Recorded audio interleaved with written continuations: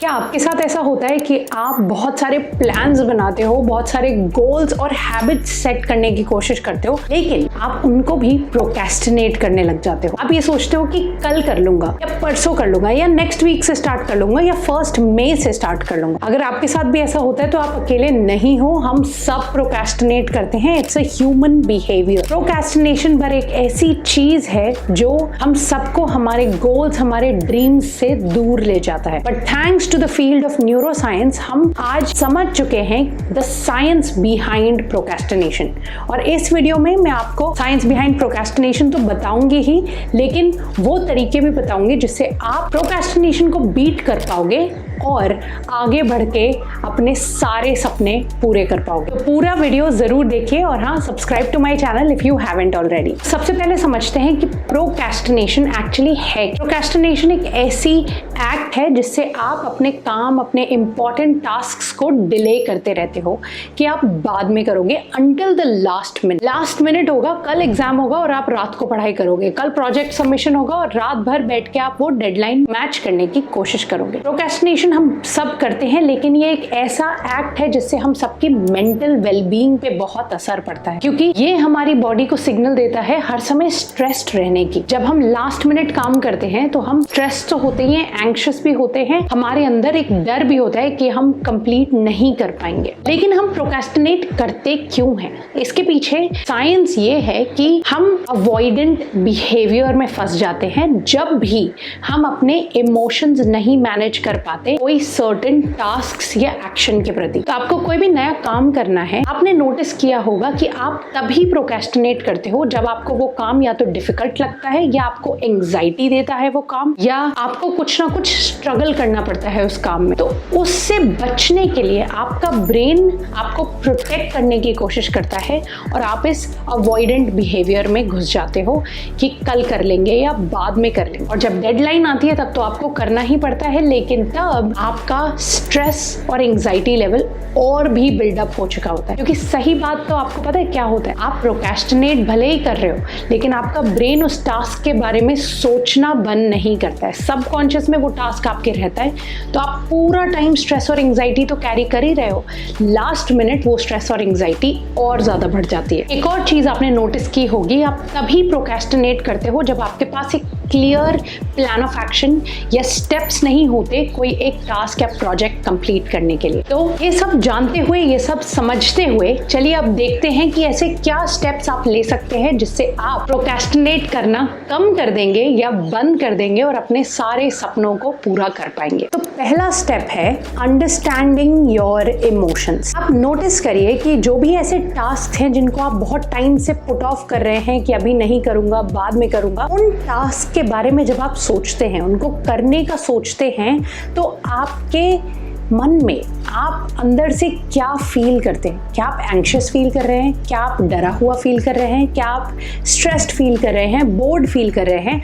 अपनी इमोशन को पहले समझिए कि वो टास्क जो आप नहीं करना चाहते उसके अराउंड आपके फीलिंग्स और इमोशंस हैं क्या। अब एक रीज़न है जिस वजह से आप ये नेगेटिव इमोशंस फील करते हैं उस टास्क के अराउंड, इज बिकॉज वो टास्क बहुत बड़ा होता है, बहुत कॉम्प्लेक्स होता है। तो सेकेंड पॉइंट है break down the task into smaller chunks. For example, अभी रिसेंटली मैं अपना पॉडकास्ट रिकॉर्ड करना, एडिट करना और अपलोड करने बहुत ज़्यादा प्रोक्रेस्टिनेट कर रहे थे। क्या हुआ था कि अब ये पॉडकास्ट मुझे वीडियो भी बनाना था, वीडियो फॉर्मेट में। पहले मैं सिर्फ ऑडियो फॉर्मेट में बनाती थी, तो क्विकली रिकॉर्ड करके वहीं का पेस्ट और कट करके अपलोड कर देती थी। लेकिन ये टास्क और कॉम्प्लिकेट हो गया जब मैंने इसमें वीडियो फॉर्मेट भी ऐड कर दिया। अब मुझे इस टास्क के लिए पहले तो तैयार होना पड़ता है, I have to wear something presentable, फिर सोचना पड़ता है कि किस बारे में मैं बात करूंगी, फिर उसे वीडियो रिकॉर्ड करना पड़ता है, वीडियो का एक अलग इंट्रो, ऑडियो का एक अलग intro, and all these steps before I can upload the podcast. इसीलिए क्योंकि ये टास्क इतना ज़्यादा कॉम्प्लिकेटेड हो गया था मेरे लिए कि वीडियो के लिए अलग और ऑडियो के लिए अलग मुझे एडिट करना पड़ रहा है बिना ज़्यादा रिवॉर्ड के, इसीलिए मैं उसे इतने टाइम से प्रोक्रेस्टिनेट कर रही थी। लेकिन अभी रिसेंटली मैंने मैंने फिर से शूट करना शुरू किया और अपलोड करना शुरू किया। कैसे? By breaking this entire process down into simple steps that I just have to shoot this week. इस हफ्ते मैं सिर्फ 4-5 वीडियोस रिकॉर्ड कर लूंगा। फिर नेक्स्ट वीक मैंने क्या किया, इंट्रोज रिकॉर्ड किए, सिर्फ वीडियो फॉर्मेट किया, ऑडियो फॉर्मेट। उसके बाद कुछ दिन बाद मैंने उन्हें एडिट किया वीडियो फॉर्मेट को। ऐसे करके जब मैंने स्टेप्स बना लिए उस पूरे पॉडकास्ट एक्टिविटी के लिए, तो मेरे लिए आसान हो गया उसे करना भी, और वो प्रोक्रेस्टिनेशन भी मेरी चली गई या जाने लगी धीरे धीरे। तीसरा स्टेप है क्रिएट अ प्लान। मैंने कुछ आपको पॉडकास्ट के एग्जाम्पल से ऑलरेडी समझा दिया है, लेकिन क्रिएट अ प्लान का मतलब यही है कि आपको स्टेप बाय स्टेप कहीं पे लिखना पड़ेगा। And I really emphasise on writing it down, क्योंकि it makes it seem a little easier then. जब आप लिख देंगे पेन एंड पेपर पे कि ओके पॉडकास्ट शूट करने के लिए मुझे सबसे पहले तो तैयार होना है, उसके बाद माइक सेटअप करना है, उसके बाद कैमरा सेटअप करना है, जितने भी छोटे छोटे स्टेप्स हैं सारे एक जगह पे लिख लीजिए। जब वो आप लिख लेंगे तो आपको पता चलेगा कि एक एक स्टेप करना कितना आसान है actually. But make sure you create that plan. Fourth and fifth point सबसे इंपॉर्टेंट है, क्योंकि ये एक्चुअली डायरेक्टली हमारे इमोशंस से डील करते हैं। फोर्थ पॉइंट है change your negative self talk into positive self talk. मतलब जब भी हम कोई बहुत ही कॉम्प्लिकेटेड, कॉम्प्लेक्स या फिर बड़ा टास्क हमारे सामने देखते हैं तो हमारे मन में सबसे पहले आता है अरे ये तो मैं नहीं कर पाऊंगी, ये मुझसे अकेले नहीं होगा, ये मुझे नहीं करना है, ओ माय गॉड कितना डिफिकल्ट है। हम कुछ ना कुछ नेगेटिव बोलते हैं बिना सोचे, एकदम से सबसे पहले हमारे दिमाग में कुछ ना कुछ नेगेटिव आता है। और most likely and most commonly हमारे दिमाग में यही आता है कि मैं नहीं कर पाऊंगी, मैं खुद से नहीं कर पाऊंगी। वहां पे आपको जब भी आप नोटिस करें कि आप ऐसा कुछ नेगेटिव बोल रहे हैं, उसको चेंज करें और खुद को उसी चीज को पॉजिटिव तरीके से बोलें। ठीक है,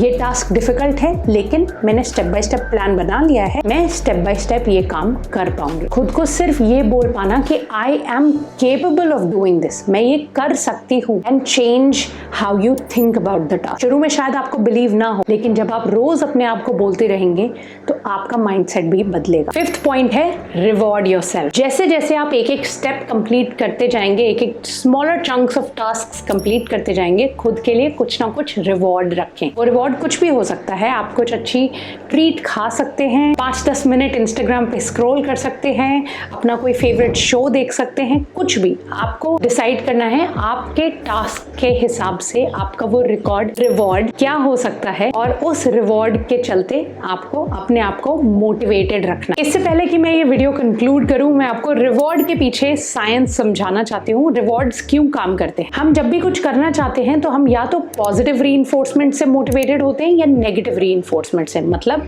या तो हमें कुछ अच्छा मिलेगा ये काम खत्म करके, या हमारे साथ कुछ बुरा हो जाएगा अगर हम ये नहीं करेंगे। तो आपको पता है क्या, humans like positive reinforcements better. हमें कुछ रिवॉर्ड मिलना, कुछ अचीवमेंट मिलना is much more motivational than the fear of losing something. कोशिश करिए कि आप हम अपने लिए हमेशा एक छोटा सा रिवॉर्ड रखें after completing a significant amount of task, significant amount of your project, so that you continue to stay motivated. तो ये था प्रोक्रेस्टिनेशन के बारे में जो भी आपको समझने की जरूरत है अभी तक। साइंस बिहाइंड प्रोक्रेस्टिनेशन, क्यों प्रोक्रेस्टिनेट करते हैं, हमारे emotions behind it, and 5 simple steps जिससे हम ओवरकम कर सकते हैं procrastination. I keep following these steps every time I notice my self procrastinating, और मुझे पता है कि आप भी ये स्टेप्स हर बार फॉलो कर पाएंगे। तो ये वीडियो अपने कहीं लाइब्रेरी में सेव करके रखें और वापस देखें जब भी आपको लगे आप प्रोक्रेस्टिनेट कर रहे हैं। और मैं आपसे मिलूंगी नेक्स्ट वीडियो में।